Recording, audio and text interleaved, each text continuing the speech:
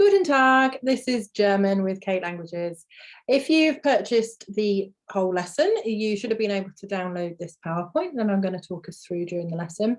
If you're listening to the free sample on my podcast or watching the free video on YouTube and you would like to access the full lesson, then you can head over to katelanguages.co.uk/courses, and it's there with all of the other pre-recorded lessons. This is the German lesson number 4, and it is German regular present tense verbs. So, as you can see, we're going to be talking about regular present tense verbs today. So, as with other languages, we have some regular and we have irregular verbs. And the ones we're going to be looking at today are completely regular in the present tense. They might be irregular in the past tense, but in the present tense, they're totally regular. And we're going to be looking at how to conjugate them and then doing a bit of practice with some translation and some pictures. So, what makes a verb regular? Okay, so as with French and Spanish, if you speak them, probably other languages as well, but I only know French and Spanish, you have an infinitive. So our infinitive here is denken, which means to think, denken. And to conjugate the verb, we take off the en, which leaves us with the stem. So the stem is denk, and then we add various different endings.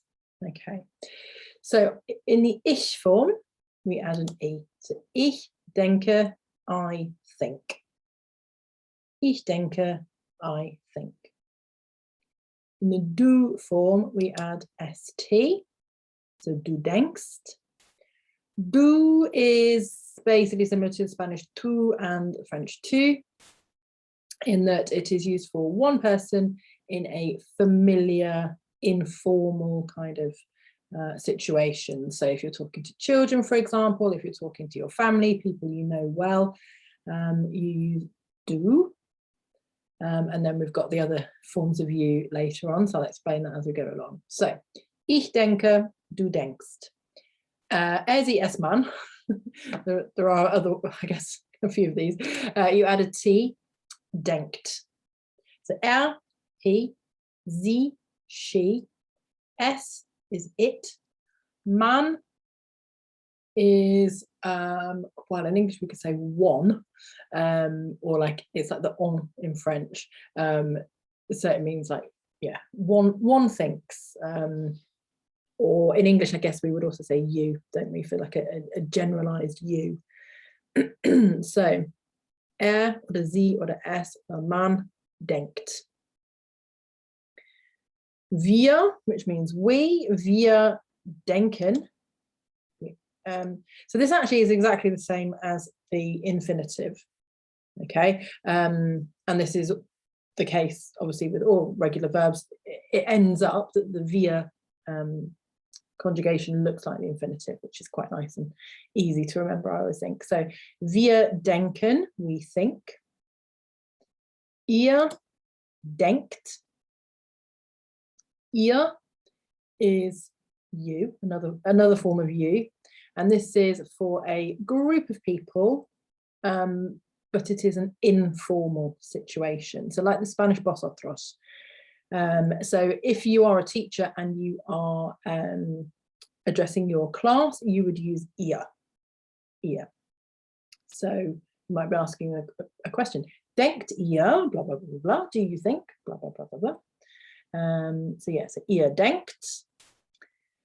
Okay, and then the last part of a verb in German is sie and sie. Okay, so if you are listening to this and not watching it, that sounds really strange because that sounds exactly the same. We have sie with a capital S and we have sie with a small s. So the sie with a capital S it has a capital S wherever it is in the sentence. And as you learn more and more German, you will realize that there are quite a few words that need to, so nouns basically need to have capital letters even in the middle of sentences, but also the pronoun sie meaning you in a formal situation. And this can be singular or plural. So this is the equivalent of the French vous. But it's formal. So yeah, if you're talking to somebody, you know, who's, I don't know, higher in status, if you want to say it that way, somebody you don't know, children speaking to adults, for example, you will use sie with a capital S. And then sie with a small s here is they. Okay, and when we conjugate German verbs, we always do them in this order, and we always have the sie at the bottom, at the end, so, and that means you and they, and that is denken, so it's the same as wir, so it's quite nice and easy to remember. Again, it's the same as the infinitive. Just on the topic actually of capital letters, the rest of them, so ich, du, er, sie, es, man, wir, ihr, and the other, sie meaning they, in the middle of sentences, they don't have a capital. And again, if you are teaching, one thing I have noticed that students often get wrong is that they try to spell ich with a capital I, because in English, I has a capital I, is a capital I, and they often will try and spell ich with a capital I. So just to be aware that in the middle of a sentence, it doesn't need a capital, it's just an I. Okay, so I'm going to go through the pronunciation of them all again, just to help you. Ich denke. Du denkst. Er, sie, es, man denkt. Wir denken. Ihr denkt. Sie denken.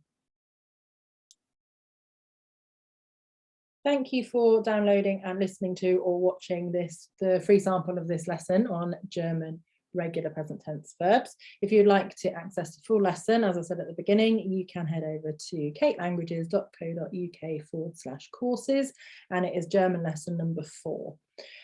If you just enjoyed the free content, that's absolutely fine, but you'd still like to support me anyway, you can always go to buymeacoffee.com/katelanguages to show me your support for all of my free content. And if you could also like this podcast episode or video and review it, rate it, what else do you do, subscribe, etc., then it just helps people to know that these are out there, and hopefully other people can benefit and learn a little bit of German as well. So vielen Dank und bis zum nächsten Mal. Tschüss.